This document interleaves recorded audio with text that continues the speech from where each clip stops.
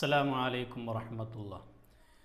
മൗലിദ് കഴിക്കൽ മുമ്പ് പതിവില്ലാത്തതാ, അത് ഹിജ്റ 300 ശേഷം വന്നതാ.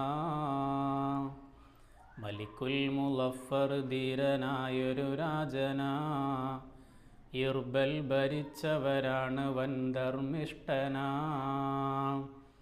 മൗലിദ് കഴിക്കാൻ ഏറ്റവും ഉത്സാഹമാ, മാസം റബീഉൽ അവ്വലെന്താഘോഷമാ.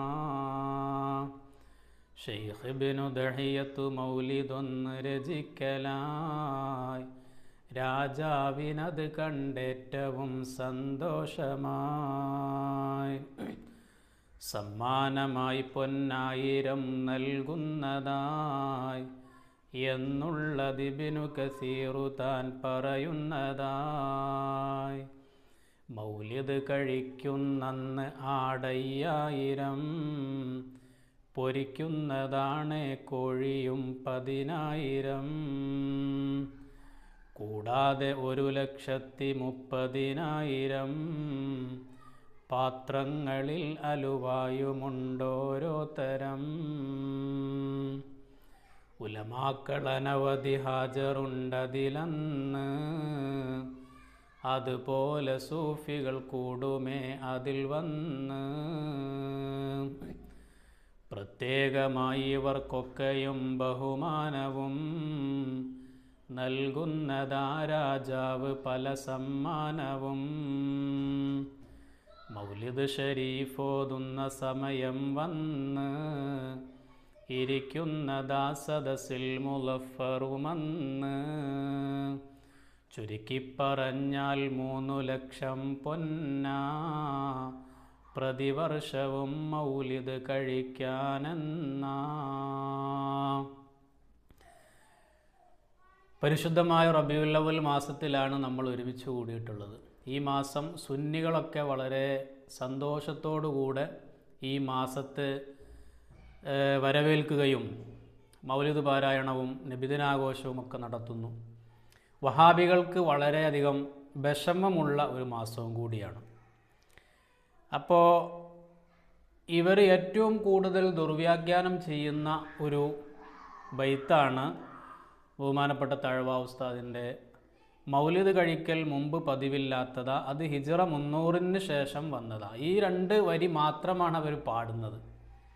ഈ 2 വരി പാടിയിട്ട് അവർ പറയും, കണ്ടില്ലേ, മുമ്പ് പതിവില്ലാത്തൊരു സംഭവമാണ്.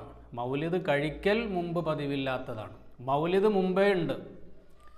ഒരു സംഗതി അത് വലിയ ആഘോഷമായിട്ട് ഏറ്റവും വിപുലമായിട്ട് നടത്തുന്ന ഒരു രീതി, അത് മലിക്കുൽ മുളഫർ എന്ന് പറയുന്ന രാജാവ് അദ്ദേഹത്തിൻ്റെ കാലഘട്ടത്തിൽ ജീവിച്ചിരിക്കുന്ന സമയത്ത് അദ്ദേഹം വളരെ ഗംഭീരമായിട്ട് മൗലിദ് സംഘടിപ്പിക്കുന്നു. ഒരുപാട് ആളുകളെ ആ മൗലിദിലേക്ക് അദ്ദേഹം ക്ഷണിക്കുന്നു.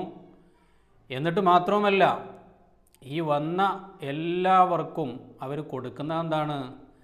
5000 ആടിനെ അറുത്തുകൊണ്ട് അന്നേ ദിവസം അവിടെ വരുന്ന ആളുകൾക്ക് ഭക്ഷണം കൊടുക്കുന്നു. 10,000 കോഴിയെ അറുത്തുകൊണ്ട് അതിനെ പൊരിച്ച് ഒക്കെ അവർ ഭക്ഷണം ആളുകൾക്ക് കൊടുക്കുന്നു. പിന്നെ അങ്ങനെ ഒരുപാട് അലുവ, 1,30,000 പാത്രങ്ങളിൽ മധുര പലഹാരങ്ങൾ അതും വിതരണം ചെയ്യുന്നു. ഒരുപാട് ഉലമാക്കൾ, അന്നത്തെ കാലത്തുള്ള ഒരുപാട് പണ്ഡിതന്മാർ അവിടെ പങ്കെടുക്കുന്നു. അതുപോലെ തന്നെ വലിയ വലിയ സൂഫി വര്യന്മാർ അതിൽ പങ്കെടുക്കുന്നുണ്ട്. വന്ന എല്ലാവരെയും വളരെ നല്ല നിലക്ക് തന്നെ സൽക്കരിക്കുകയും മൗലിദ് ആഘോഷം നടത്തുകയും ഒക്കെ ചെയ്യുന്ന ഒരു രാജാവാണ് മുളഫർ രാജാവ് എന്ന് പറയുന്നത്. അപ്പം അദ്ദേഹം ഈ മൗലിദ് കഴിക്കുന്നത്, ഇത്രയും വലിയ ഗംഭീരമായിട്ട് അദ്ദേഹം മൗലിദ് കഴിക്കുന്നത് അദ്ദേഹത്തിൻ്റെ കാലഘട്ടത്തിലുണ്ട്, അന്നേ ഉണ്ട്. മൗലിദ് ഹിജ്റ 300 വന്നതൊന്നുമല്ല, അതിൻ്റെ മുമ്പ് തന്നെ മൗലിദ് ഉണ്ട്. തിരുനബി സല്ലല്ലാഹു അലൈഹി വസല്ലമ തങ്ങളുടെ മൗലിദ്, പ്രവാചകൻ സല്ലല്ലാഹു അലൈഹി വസല്ലമ തങ്ങളുടെ കാലത്ത് തന്നെ ഇത് ഉണ്ട്.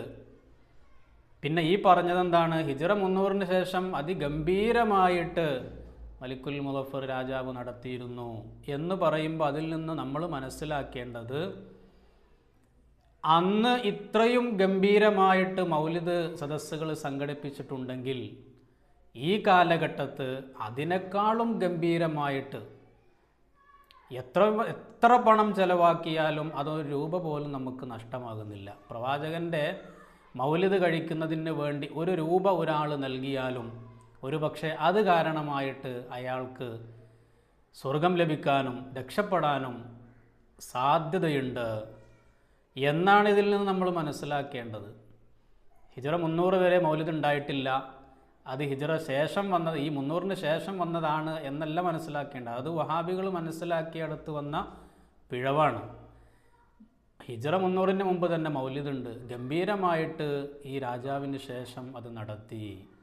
ഇങ്ങനെ ഒരുപാട് സംഭവങ്ങൾ നമുക്ക് കാണാൻ കഴിയും. ഇപ്പോൾ വഹാബികളുടെ പള്ളിയുണ്ട്, സലഫി മസ്ജിദ്.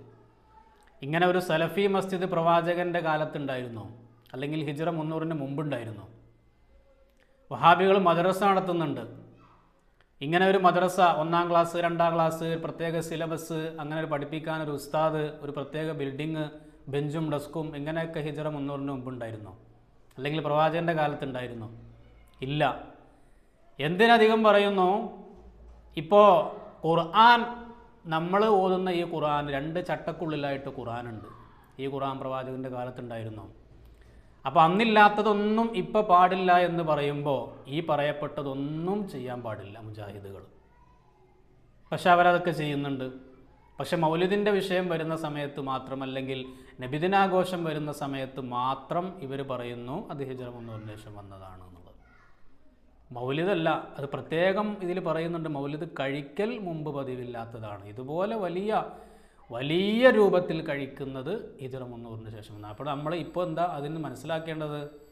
ഏറ്റവും ഗംഭീരമായിട്ട് നമുക്ക് മൗലിദ് കഴിക്കാൻ സാധിക്കുമെങ്കിൽ അതാണ് നമ്മൾ ചെയ്യേണ്ടത്. എത്ര ഗംഭീരമായിട്ട് നടത്താൻ പറ്റുമോ അത്രയും ഗംഭീരം നടത്തണം. അവിടെ നമുക്ക് പണം ഒരു വിഷയമേ ആകരുത്. കോടിക്കണക്കിന് രൂപ ചെലവാക്കിക്കൊണ്ട് നമുക്ക് മൗലിദ് സംഘടിപ്പിക്കാൻ കഴിയുമോ? സംഘടിപ്പിക്കണം. ഇപ്പോൾ ഗൾഫ് നാടുകളിലൊക്കെ വളരെ വിപുലമായിട്ട് തന്നെ അവിടെയൊക്കെ മൗലിദ് നടക്കുന്ന ഒരുപാട് വീഡിയോകളൊക്കെ നമ്മൾ കാണാറുണ്ട്. പക്ഷേ വഹാബികളതൊന്നും ചെവി കൊടുക്കൂല. അപ്പോൾ ഈ രൂപത്തിൽ മലിക്കുൽ മുളഫർ എന്ന് പറയുന്ന രാജാവ് വളരെ ഗംഭീരമായിട്ട് മൗലിദ് സംഘടിപ്പിച്ചു. അപ്പോൾ നമ്മുടെ ഈ കാലഘട്ടത്ത് അതിലും ഗംഭീരമായിട്ട് മൗലിദ് സംഘടിപ്പിക്കാൻ നിങ്ങളെ കൊണ്ട് സാധിക്കുമെങ്കിൽ അത് നിങ്ങൾ ചെയ്യണം എന്നാണ് ഈ ബൈത്തിലൂടെ. ഇതിൻ്റെ ശേഷം ഈ 2 വരി അവർ പാടുള്ളൂ, ഇതിന് ശേഷം അവർ പാടില്ല. അപ്പോൾ സാധാരണക്കാരായ ആളുകൾ ആ 2 വരി കേട്ടിട്ട് അതിൽ വീഴും. അതാണ് അവരുടെ ലക്ഷ്യം. അപ്പോൾ അങ്ങനെ മുമ്പില്ലാത്ത ഒരുപാട് സംഭവങ്ങൾ ഇപ്പോൾ നടന്നുകൊണ്ടിരിക്കുന്നുണ്ട്. അപ്പോൾ അത് പാടില്ലാത്തവർ ഇതൊന്നും ഇവിടെ പാടില്ല, എല്ലാം ബിദ്അത്താവും. അപ്പോൾ ഇത് സാധാരണക്കാരായ ആളുകളെ പറ്റിക്കുന്നതിന് വേണ്ടി, അവരുടെ ഈമാൻ നശിപ്പിക്കുന്നതിന് വേണ്ടി വഹാബികളിൽപ്പെട്ട ചില മരക്കഴുതകളായ ആളുകൾ മനഃപൂർവ്വം ഇത്തരം കാര്യങ്ങൾ ആളുകൾക്കിടയിൽ പ്രചരിപ്പിക്കുകയും തെറ്റിദ്ധരിപ്പിക്കുകയും ചെയ്യുകയാണ്. പ്രവാചകൻ്റെ മൗലിദ് കഴിക്കുക, നബിദിനം ആഘോഷിക്കുക എന്നൊക്കെ പറയുന്നത് കാലങ്ങളായിട്ട്, വർഷങ്ങളായിട്ട് ഇവിടെ നടന്നു വരുന്ന ഒരു സംഭവമാണ് എന്ന് നമ്മൾ പ്രത്യേകം മനസ്സിലാക്കുക. നബിദിനാഘോഷവുമായി ബന്ധപ്പെട്ട് നമ്മൾ എന്ത് കൊടുത്താലും, എത്ര ചെറിയ തുകയായാലും വലിയ കൊടുത്താലും അതൊക്കെ വളരെ വലിയ പുണ്യമുള്ള കാര്യമാണ്. മാത്രവുമല്ല, ഒരു പക്ഷേ അത് കാരണമായിട്ട് നാളെ നമുക്ക് രക്ഷപ്പെടാൻ സാധിക്കും. അള്ളാഹു തൗഫീഖ് നൽകി അനുഗ്രഹിക്കുമാറാകട്ടെ. അസ്സലാമു അലൈക്കും വറഹ്മത്തുള്ളാഹി വബറകാതുഹു.